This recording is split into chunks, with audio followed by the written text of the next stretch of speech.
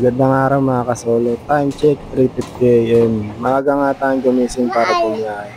Tama kayo nang nakikita, gising nga yung panganay kong anak. Kaya yan, kinukulit na pa ako, ayaw niya pa ako itis para di pa ako makaalis. Pero maya maya lang natikis na rin ako. Kasi ayaw niya nga akong paalisin pa. Madaling araw na nga at siya lang ang gising dyan. Pagkatapos ko nga magpaalam sa anak ko, agad rin akong bumaba. At naka-ready na nga yung motor ko palabas ng subdivision namin. Maaga nga akong gumising ngayong araw ng Martes para bumiyahe. Dahil di na nga ako makakabiyahe mamayang hapon. Dahil wala nga magbabantay sa anak ko. Labas ko nga ng subdivision kumuha agad ako ng pampawala ng antok. Palabas ko ng convenience store may booking din tayo kagad.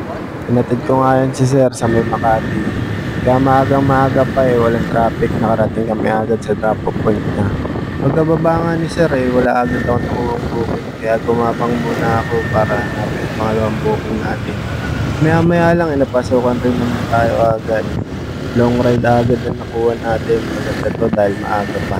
Mabilis nga lang ako nakarating sa pick-up location ng susunod natin pasahero. Sakay na nga natin pangalawa natin pasahero dyan at nararamdaman ko ang nakakatulog siya.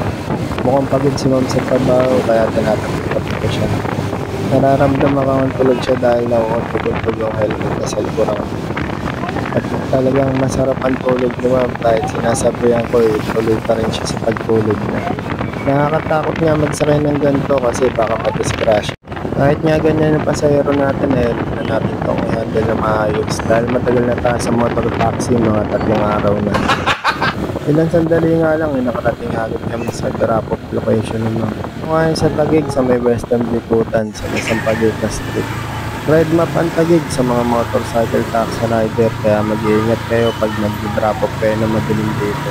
Pag sinabing ang ride map maraming hold up ng motorcycle taxi rider dito.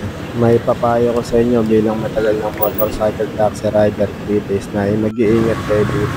Akala ko pagod at antok lang ang pasahero natin yung pala ilasing siya. Kaya pala wala siyang response kahit tinatapos ko na yung binti niya para lang nagising siya. Pasaway nga ito si Mac.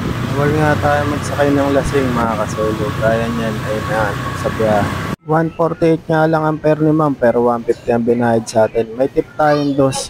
At ito naman yung pangatlong booking natin. Nag-transition na lang tayo. Dahil mabilis lang naman natin nahatid si Sir. At mahirap nga mag-video dahil gamit natin ang cellphone baka ma-report tayo. Ito naman yung panglima nating booking. Long ride ito. Hindi tayo pwede pumasok sa gate nila kaya antayin na lang natin si Sir dito.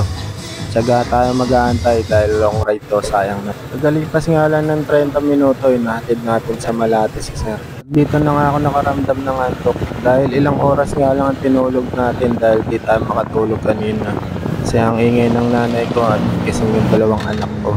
Naglalak na nga yung pangako kakahigab kaya di ko na natiis. Umidlip na muna ako dyan. Pagkatapos ko naman umidlip at nakuha ko na yung tamang pahinga ng mata ko bumiyahe rin ako ulit. Ito na nga na video nito mga pasahero ko dahil nahirap na gamitin pag nag-video gamit ang cellphone. Paunsing biyahe rin ako ngayong araw ng Martes. Kaya pwede na, pauwi na ako nga. Hindi nga tayo makakabiyahe mamayang hapon daddy's duty muna tayo. Kumita rin naman tayo, sapat na yun para ngayong araw. Ang kaso sa patang ulam. Sa 11 rides nga natin na to ito ang kinita natin. Maliit man o malaki ang ganita mo ngayong araw, lagi ka magpasalamat sa taas. Ang mahalaga kinikita mo to sa malinis na paraan.